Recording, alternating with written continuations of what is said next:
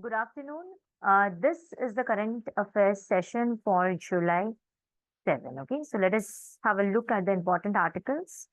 So, the very first one, not one village should be without primary agriculture credit societies, says Amit Shah. Okay, so once again, I'll read the heading. So, the heading is not one village, that is, not a single village, should be without any primary agricultural credit society, says Amit Shah. So, this is an article important from the perspective of GS2 and GS3. From the prelims perspective, it comes under economic and social development. From the mains perspective, GS2 government policies and interventions, and GS3 that is economic development. So, what is the ongoing story?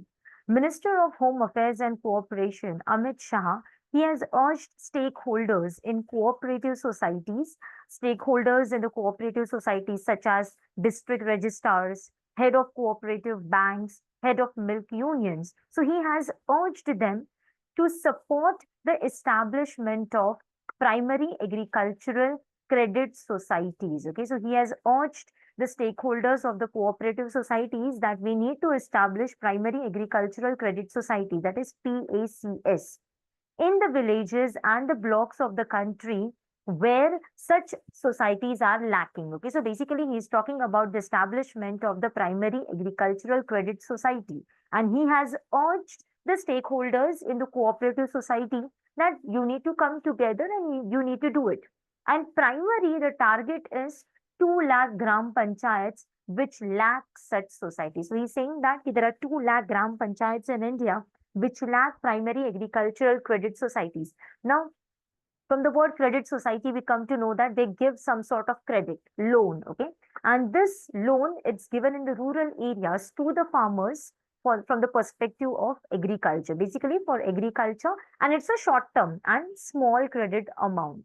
So Amit Shah is urging that we need to establish such societies, and especially in the 2 lakh gram panchayats, which do not have such primary agricultural credit societies. And this is extremely important because if such lending mechanisms are not available in the rural areas, then ultimately farmers have to approach the local merchants, and they exploit farmers by charging a very high rate of interest. And as a result, PACS are extremely crucial. So, what are the key takeaways? Addressing a program at Gandhinagar marking the 102nd International Days, 102nd International Day of Cooperatives in Gandhinagar. So, Amit Shah was attending a function in Gandhinagar, and here he said that Cooperation Ministry has undertaken a drive to establish 2 lakh dairies and primary agricultural credit societies for 2 lakh gram panchayat, which he says lack such facilities. Okay. Further, Amit Shah has also appealed to NABARD. Okay, so NABARD को appeal किया है, and other state level district cooperative banks, and along with the milk producers. So he is urging that you all have to come together and we have to establish such societies in the gram panchayats. So this is the banking structure of India. We all are aware about it. At the top, we have at DEPEX, we have RBI, who issues guidelines and directions with respect to giving banking license. So there are two sort of banks in India, scheduled and non-scheduled. Scheduled banks are those banks which are registered in the Schedule 2nd of RBI Act. Okay. Further, the scheduled banks are divided into commercial and cooperatives. Commercial banks are further subdivided into public sector banks, private sector banks, foreign banks, and RRBs, regional rural banks. Okay. So we have commercial banks, and these are the four horizontal things under the commercial banks. Then we have a section that is cooperative banks. Further, the cooperative banks are divided into categories like we have state cooperative banks, we have district cooperative banks, okay? Then we have urban cooperative banks, we have multi-state cooperative banks and societies, and other cooperative banks. So in that we have this we have primary agricultural credit societies. So this is all about the banking structure. You might have covered this in the economics. So just an overview of this. Now, coming towards the prelims question, which had come in 2020. So, consider the following statement. The very first statement is in terms of short term credit delivery to the agricultural sector. So, we are talking about short term credit delivery to the agricultural sector. District central cooperative banks deliver more credit in comparison to the scheduled commercial banks and RRBs. And this is a false statement, okay?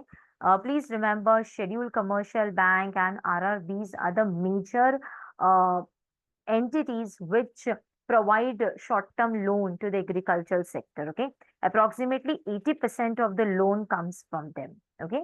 And if you talk about the share of district central cooperative banks, it is hardly 10 to 15%, okay? So this is a false statement, okay? Now, the next is one of the most important functions of district central cooperative bank is to provide funds to the primary agricultural credit societies. Yeah, this is a definitely a correct statement. So we have district central cooperative banks at the district level, and they are the ones who make the credit available to the primary agricultural credit societies. They are the ones who operate at the village level, block level. Okay. So this statement is definitely correct, and your answer will be 2 only. Let's move towards the next article. So the next article, Law Ministry works on artificial intelligence for translating laws into official languages. So it's an important article from the current events perspective. From mains perspective, it's an article from GS2 and GS3. GS2, that is government policies and interventions. When I talk about GS3, it's an article related to the use of technology. Okay, so that is there. So what is the ongoing story?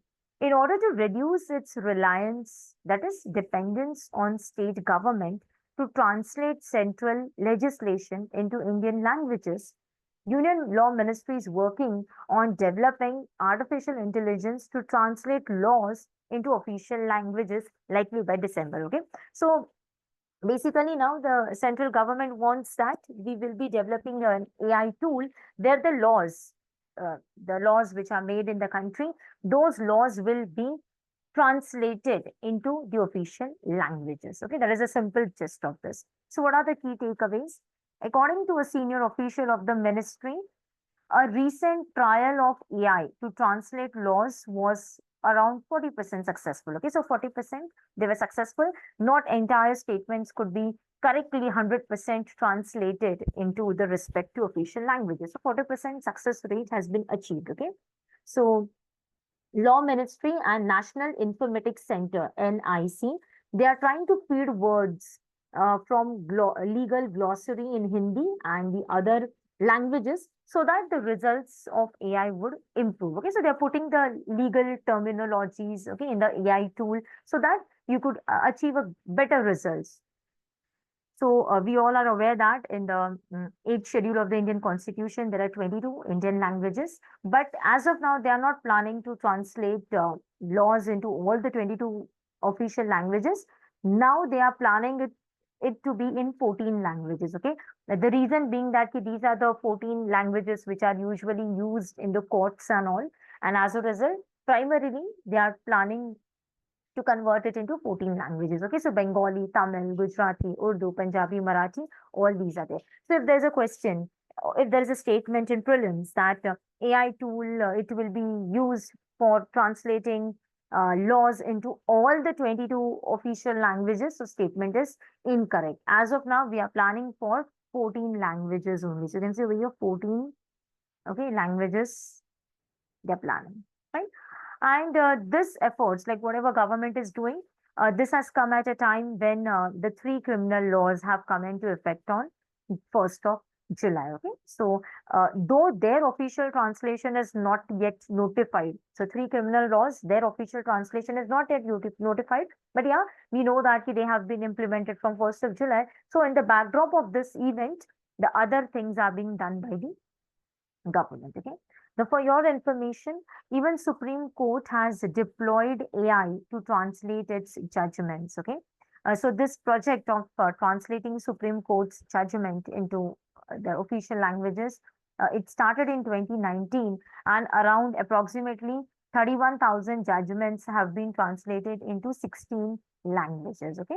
Under Article 348 of the Indian Constitution, all the proceedings of the Supreme Court and the High Court and the authoritative text of the bills which are introduced and passed by the Parliament or any other legislature, it has to be in English. Unless governor of the respective states, with the prior consent, prior permission of the president, authorizes the use of Hindi or any other official language of the state. Okay, so primarily SC ka judgment, High Court ka judgment, all the laws, their authoritative text, they have to be in English.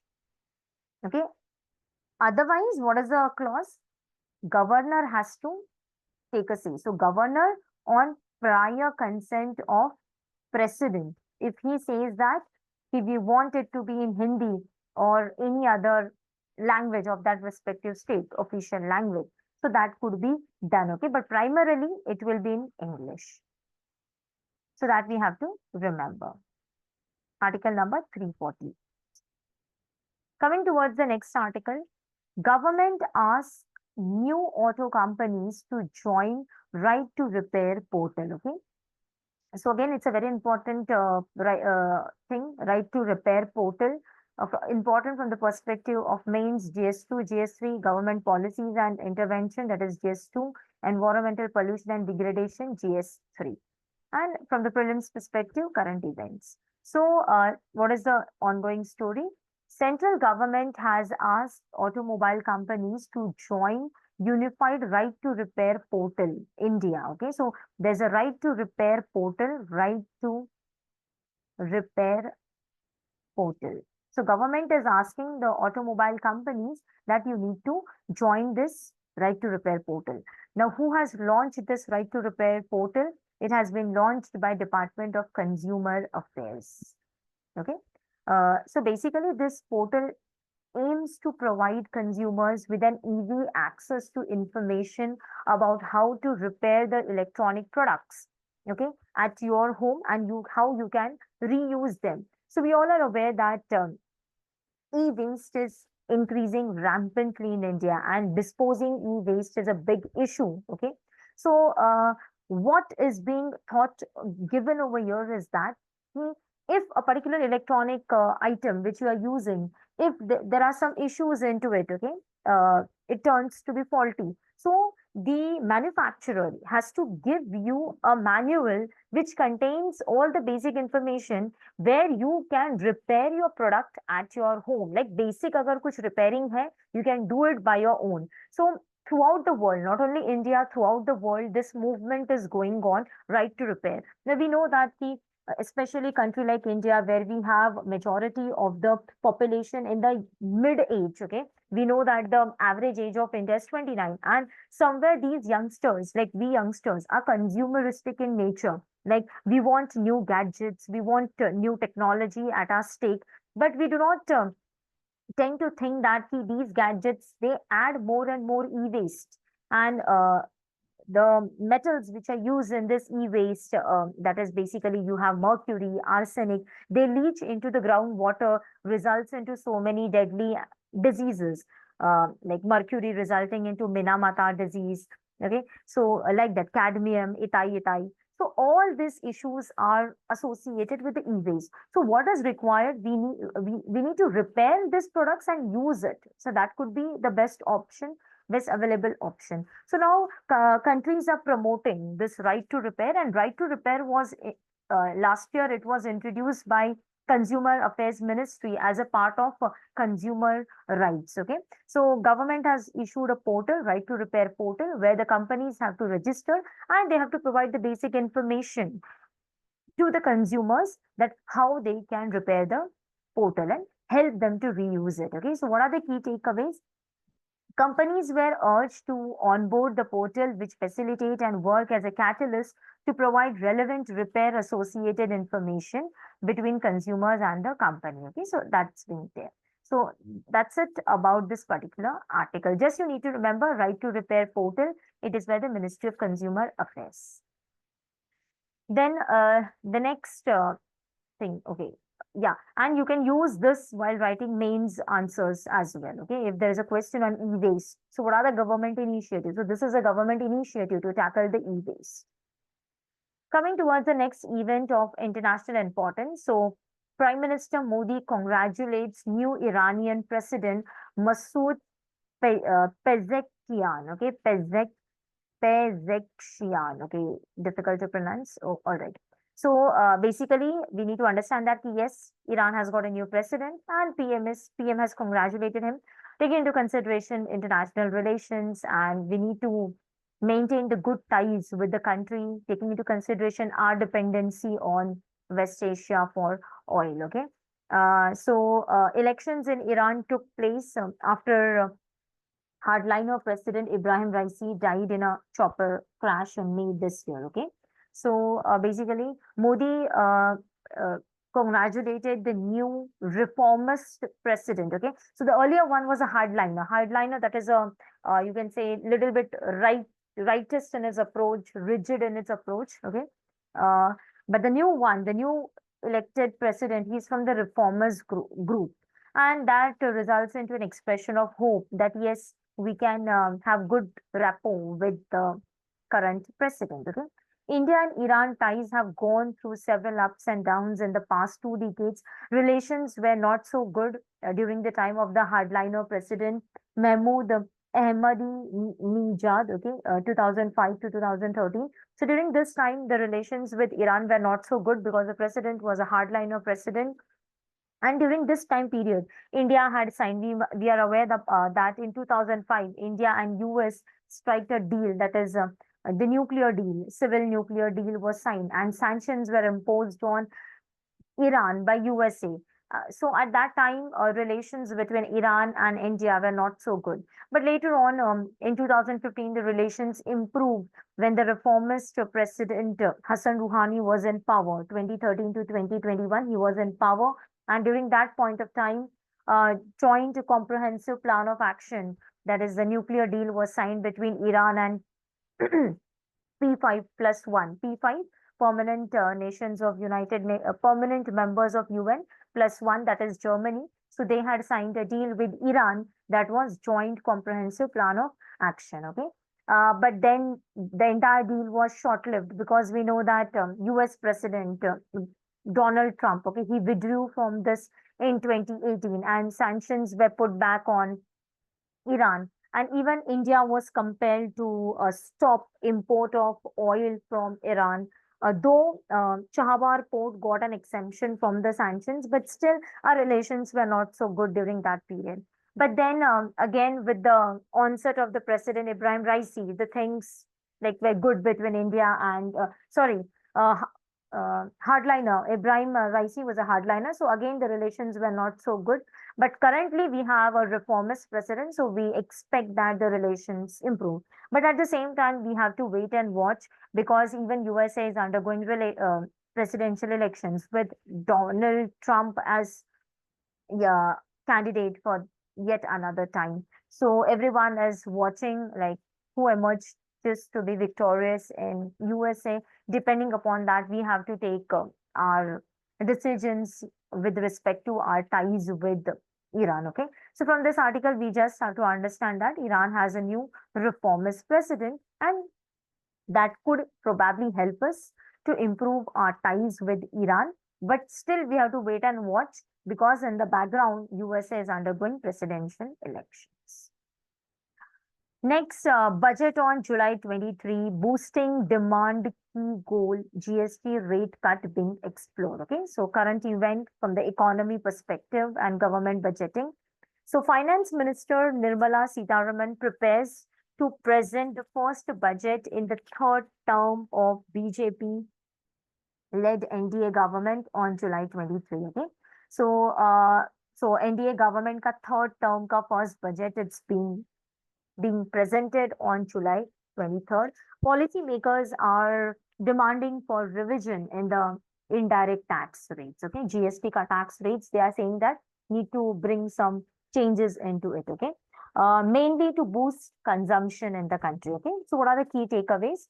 So sources are saying that, so everyone is on the same footing that we need to rationalize GST rates in a phased manner, okay? Apart from that, there is also a demand in rationalizing, bringing changes in the income tax structure.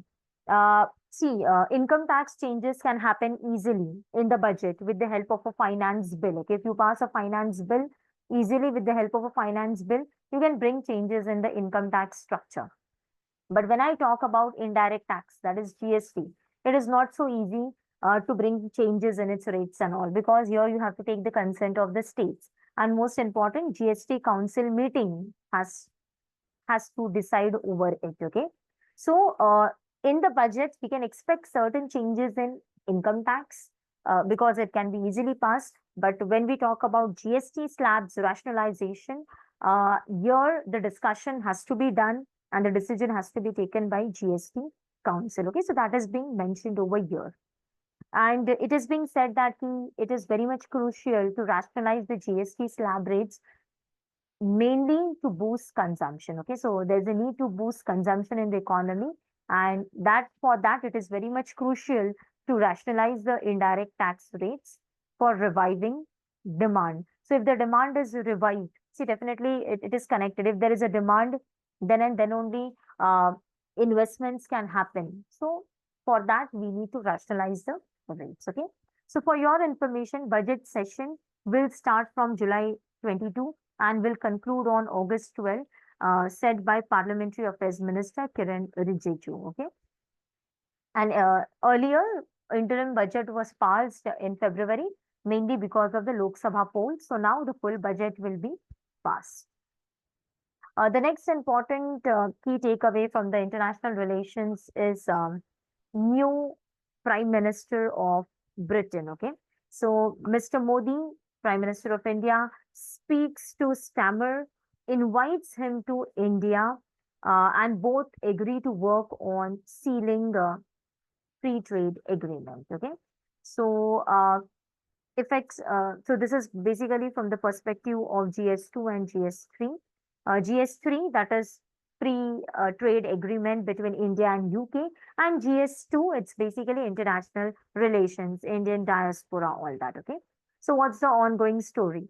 A day after Keir Starmer led Labour landslide to end 14 years of conservative rule in UK, Prime Minister Modi spoke to new British Prime Minister on Saturday, and the two leaders agreed to work towards an early conclusion of mutually beneficial India-UK free trade agreement. Okay.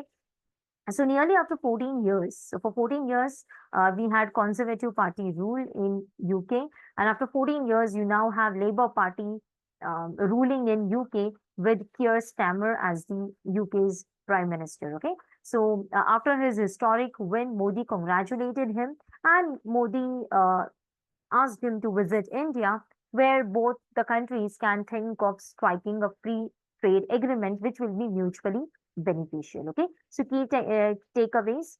Modi congratulated Starmer on assuming charge and the remarkable victory of his Labour Party and invited him to India. New Delhi and London have been negotiating the proposal for free trade agreement for over 2 years now, with the final deal expected to result in the mutual tariff relaxation on the range of products. Okay, so final from 2 years we are talking about this free trade agreement, but it has not yet materialized.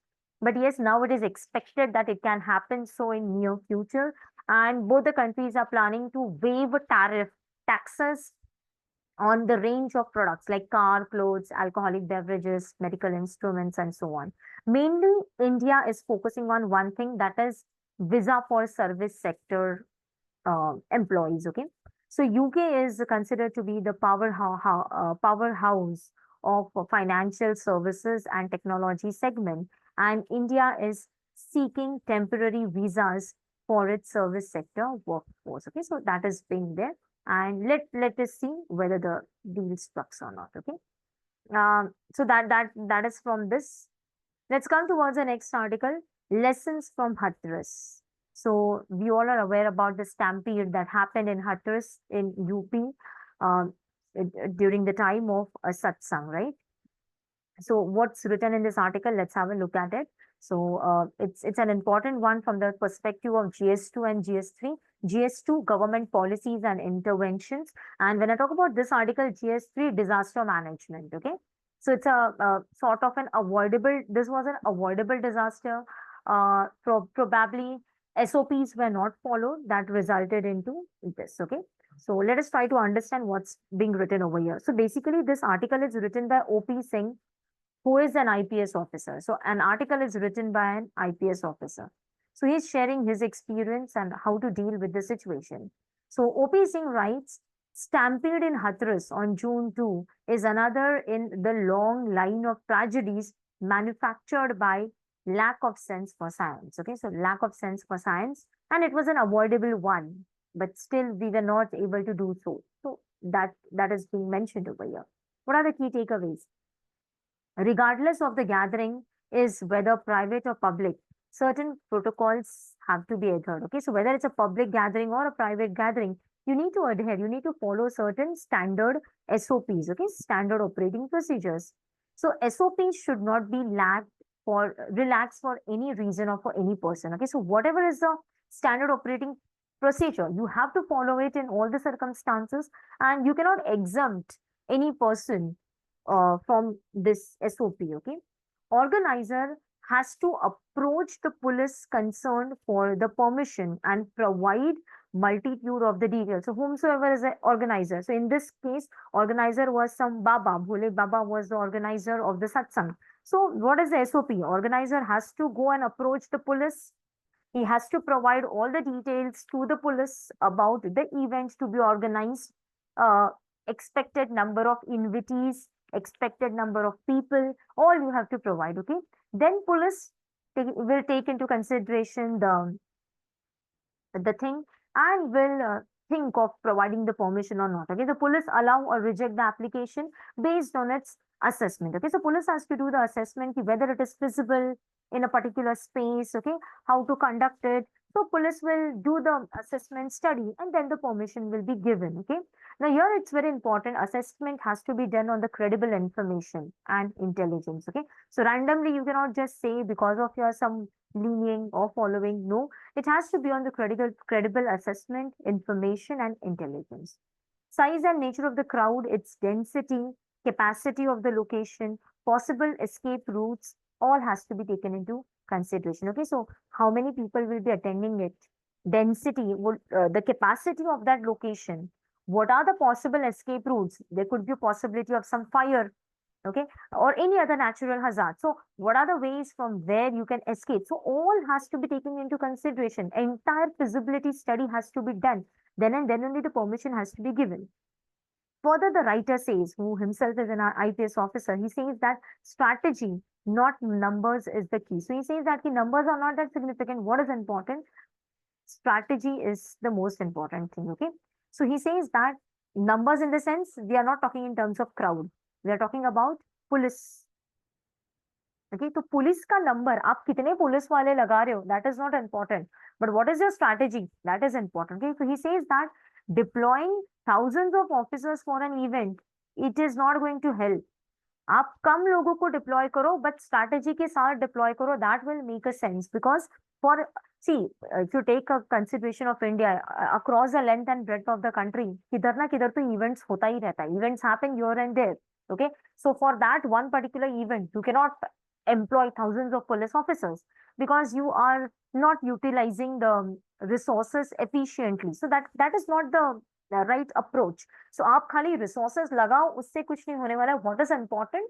The strategy is important. Okay, so in the event of private gathering, even the organizer has to be involved in the security planning. Okay, so whomsoever is the organizer, he has to be involved in this planning of security along with the police. Police department cannot provide thousands of policemen on end for its innumerable gatherings that happen across the country. They are short of the requisite resources and it is simply not practical. Okay, so that is being mentioned over here, and he says that there has to be synergy, there has to be proper synchronization between the organizer and the police force. Okay, so definitely, like whenever this such type of events happen, entire responsibility blame it's being on the police that you have to manage it. But here, the challenge in this scenario was faith. Okay, it's a matter of a faith because it was a satsang. Okay, so here you have to take into consideration even the sensitivities of the people. If you're saying that no, only these many people will be allowed, so maybe it would hurt the sentiments of the people. So even that has to take into consideration. Apart from that, the author writes that so according to the author's opinion, the nature of gathering and how to manage it with the sensitivity and due diligence should be formalized and introduced in the SOP. So he says that it all has to be properly framed into an SOP, and these SOP have to be strictly and rigidly followed in order to um, avoid such stampedes, and which are definitely avoidable. Okay, most stampedes causalties are caused by traumatic asphyxia. So this is basically partial or complete cessation, stopping of respiration due to compression of thorax and upper abdomen. Okay, so that is being mentioned over here. Other possible reasons for stampede related deaths could be myocardial infarction, that is heart attack caused by the decrease or complete cessation of the blood flow into the heart, or injury to the internal organs, head injuries, neck compression. Okay, it is being said that around more than 100 people died in this Hatteras stampede. Coming towards the last article, uh, women who paved the path in higher education. Okay, so article belongs to Indian Society, uh, GS paper 1, role of women and women organization and associated issues. Okay, so Angelica Eribam writes, according to the ASH report 2020-2021, total enrollment of women in higher education is around 49%. Okay, which is almost on par with men. So one thing it's being noticed that slowly and gradually, gross enrollment ratio of women is improving in the country. Okay, 49%, it's almost on par, at par with men. Okay, so Ministry of Education indicates that female gross enrollment ratio, it is performing good since 2017-2018. Okay, so definitely a century ago, like 100 years before, this was not the scenario in our country. Women were not allowed to pursue education. So that is being mentioned over here. There are certain anecdotes given over here which are very important when it comes to writing your essay and your ethics paper. Okay, so let us try to understand what does the author write. So first of all, we have understood that the author is writing that women admissions in higher education is improving. Okay, so what are the key takeaways? It is a common knowledge that girls' education was one of the major area of focus in 19th century for social reformers as well as for the British government. Okay, so during the colonial period, women education was a one particular agenda where social reformers really worked hard. Okay, so that was being mentioned, but it was not very simple at that time because taboos were there. Women were not allowed to enter into educational institutions. Mainly, they were male dominated. Many restrictions were there. Okay, and women who actually, there were certain women who wanted to pursue education, but the problem was that infrastructure was not available. Girls' schools were not available. So all that issues pertained during that point of time. But yes, there were certain women who were very much determined. They went against all the societal taboos, and they pursued higher education. Okay. So one such incident is mentioned over here. A very important one from the exam, like you can use this anecdote definitely in your ethics answer writing, in your essay. Okay. Established in 1901, Tagore's residential school at Shanti Niketan had gained a high status in society. Okay. So we all are aware that Rabindranath Tagore had his school, Shanti Niketan, and he established it in 1901. Okay. Building on that premise, a university called Vishwa Bharati was established in 1921. Okay. So this is also important. So Vishwa Bharati University was established in 1921. But the issue over here was that it was strictly, so Vishwa Bharati, 1921. Okay. It was strictly a male environment and didn't have provisions for female students. You can imagine even Tagore, Nobel Prize winner, even at that point of time, he was engulfed into the societal things. Like he established a school where women were not allowed to pursue education. So maybe that was a norm of that time and he went with the flow. So undeterred by this technicality, a spirited teenager, Malti Chaudhary, so Malti Chaudhary, she wanted to study in Tagore's Shantiniketan. She directly wrote requesting admission to the institute. And this unprecedented plea made Tagore think. Okay, so when Tagore received this her letter, he had to rethink, and then Tagore decided to open girls' hostel to accommodate female students. And Malti's desire to study at Shantiniketan led to the entry of the girls' first batch of 1921-2022. Okay, so this is a very important thing. So, what one thing we can understand that even when you talk about Tagore's personality, we understand over here he rectified its mistake. Okay, at the first instance, maybe he did not thought about starting a girls' school, but yes, when he received the request, he decided to rectify his mistake and he started the girls' school. Okay, so this is a very important thing about Tagore's personality, and this anecdote is very beautiful. One more anecdote I could remember, similar one about Sudha Murthy. Okay, so Sudha Murthy, she graduated from an engineering college and she wished to work in Tata company, okay, in the Tatas. And she had pursued, I guess, mechanical engineering. I'm not very sure at this time, but yeah, so that was there. And but Tata at that time did not have the provision for female employees if in that respective department or that field. Okay. So Sudha Murthy wrote a letter to Ratan Tata that she was very much upset that you are not encouraging women empowerment and gender equality.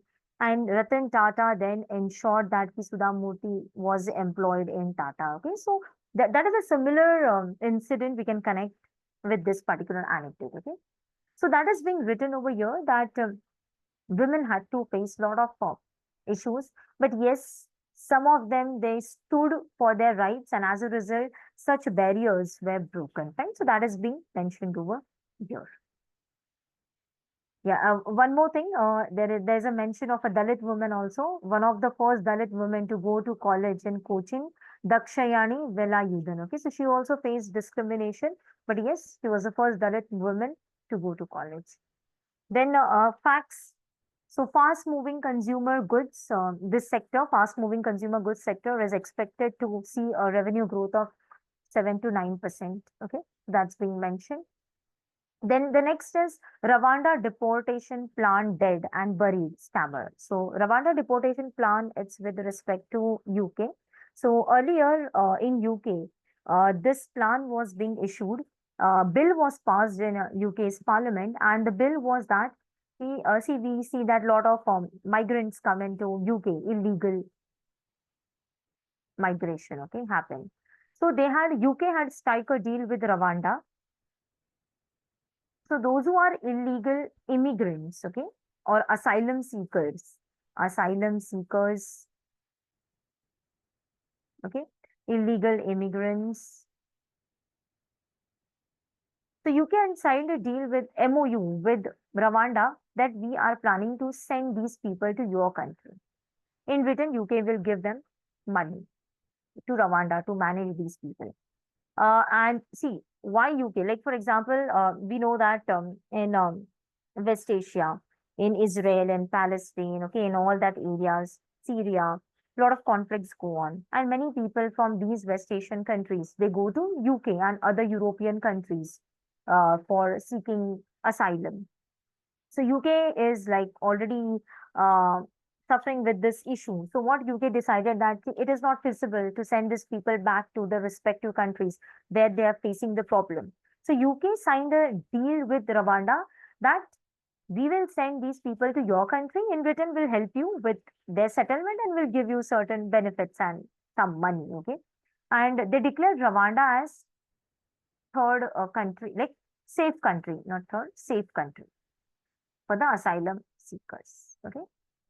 So now the new British Prime Minister, Keir Starmer, he says that we are cancelling, scrapping this entire policy of Rwanda deportation plan. Okay, so that is being mentioned over here. Fine, so that's it for 7th of July. Thank you.